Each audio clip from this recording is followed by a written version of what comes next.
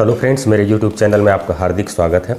आज की इस वीडियो में हम लोग देखने जा रहे हैं प्रिज्म से प्रकाश के अपवर्तन से संबंधित कुछ संख्यात्मक प्रश्न। तो इन सवालों को हल करने से पहले हम महत्वपूर्ण सूत्रों को हम लोग देख लेते हैं। प्रिज्म से जब भी प्रकाश का अपवर्तन होता है तो पहला नियम जिसका पालन होता है वो है विचलन कोण और प्रिज्म के कोण का योगफल आपतन कोण और निर्गत कोण के बराबर होता है। यहाँ पर डेल्टा विचलन का कोण है, ए प्रिज्म का कोण है, I1 आपतन का कोण है और I2 निर्गत कोण है। तो विचलन कोण और प्रिज्म के कोण का योगफल आपतन कोण और निर्गत कोण के योगफल के बराबर होता है। दूसरा जो महत्वपूर्ण सूत्र है न्यूनतम विचलन की स्थिति में है। न्यूनतम विचलन की स्थिति में विचलन कोण को हम डेल्टा एम से प्रदर्शित करते हैं, अर्थात डेल्टा को डेल्टा एम लिखेंगे। और जब न्यूनतम विचलन की स्थिति में प्रिज्म होता है तो आपतन कोण का मान निर्गत कोण के बराबर होता है और दोनों को हम I से सूचित कर सकते हैं। और इस स्थिति में विचलन कोण और प्रिज्म के कोण का न्यूनतम विचलन कोण और प्रिज्म के कोण का योगफल आपतन कोण के दुगने के बराबर होता है, क्योंकि न्यूनतम विचलन की स्थिति में आपतन कोण और निर्गत कोण बराबर होते हैं। तो इसलिए न्यूनतम विचलन कोण और प्रिज्म के कोण का योगफल आपतन कोण के दुगने के बराबर होता है। तीसरा महत्वपूर्ण सूत्र है न्यूनतम विचलन की ही स्थिति के लिए कि प्रथम पृष्ठ से जो अपवर्तन का कोण होता है वो प्रिज्म के कोण का आधा होता है। और चौथा जो महत्वपूर्ण सूत्र है वो है mu is equal to prism के पदार्थ का अपवर्तनांक न्यूनतम विचलन की स्थिति में sine A plus delta M by two divided by sine A by two के बराबर होता है। तो ये चारों सूत्र न्यूनतम विचलन की स्थिति के लिए हैं। और पतले प्रिज्म के लिए यदि प्रिज्म के कोण का मान बहुत कम होता है तो उस स्थिति में प्रिज्म को हम पतला प्रिज्म कहते हैं। और पतले प्रिज्म के लिए जो विचलन का सूत्र है वो है delta is equal to mu minus 1 into a, जहाँ म्यू प्रिज्म के पदार्थ का अपवर्तनांक है और ए प्रिज्म का कोण है। तो इन सारे सूत्रों का प्रयोग होगा संख्यात्मक प्रश्नों को हल करने में। तो आइए अब आते हैं संख्यात्मक। पहला जो न्यूमेरिकल है वो इस प्रकार है,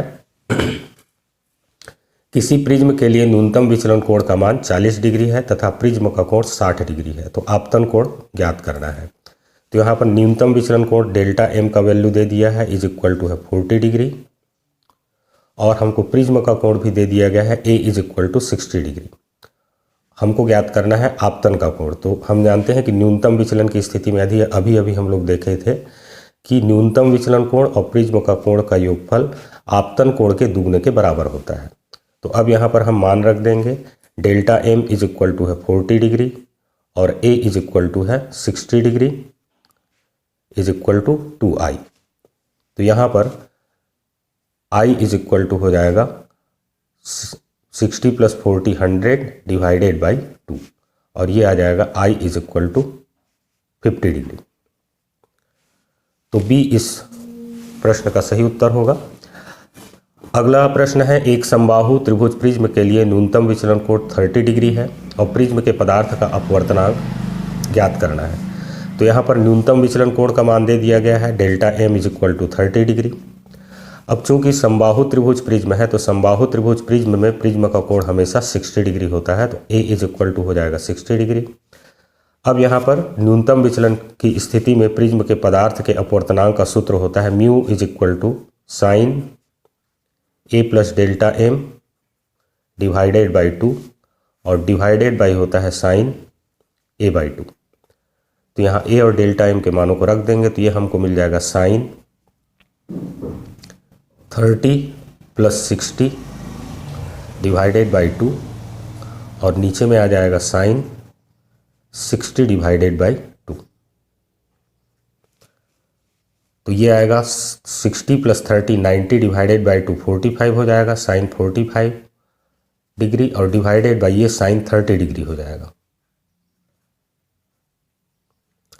अब साइन 45 का वैल्यू होता है 1/√2 और साइन 30 का वैल्यू होता है 1/2। तो इसको हम लोग लिख सकते हैं 1/√2 मल्टीप्लाइड बाई 2/1। अब इस 2 को हम लोग लिख सकते हैं √2 multiplied by √2, √2 multiplied by √2 divided by 1। तो ये √2 कैंसिल हो जाएगा और हमको अपवर्तनांक मिल जाएगा √2 के बराबर, जो कि होता है 1.41 के बराबर। तो ये ऑप्शन डी इस प्रश्न का सही उत्तर होगा। सॉरी। एक समबाहु त्रिभुज प्रिज्म में, अगला प्रश्न है, एक समबाहु त्रिभुज प्रिज्म में आपतन का कोण 54 डिग्री है और निर्गत कोण 46 डिग्री है। तो जब भी समबाहु त्रिभुज कहा जाएगा तो इसमें प्रिज्म का कोण हमको पता चल जाता है, A = 60 डिग्री हो जाएगा। आपतन का कोण हमको दे दिया है I1 = 54 डिग्री और निर्गत कोण का मान दे दिया है I2 = 46 डिग्री। अब हम लोग जानते हैं कि प्रिज्म से जब भी प्रकाश का अपवर्तन होता है तो डेल्टा प्लस A = होता है I1 प्लस I2। विचलन कोण और प्रिज्म के कोण का योगफल आपतन कोण और निर्गत कोण के योगफल के बराबर होता है। तो यहाँ पर हमको मानों को रख देना है, डेल्टा और प्लस ये हो जाएगा 60 डिग्री और = यहाँ पर हो जाएगा आपतन का कोण 54 डिग्री है और प्लस ये हो 46 डिग्री। इन दोनों को जोड़ देंगे तो ये आ जाएगा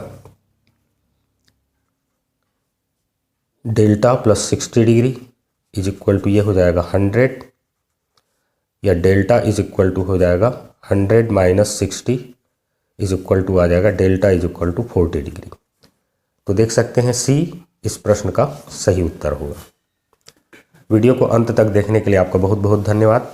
अगले वीडियो में आपसे फिर मुलाकात होगी। Thank you.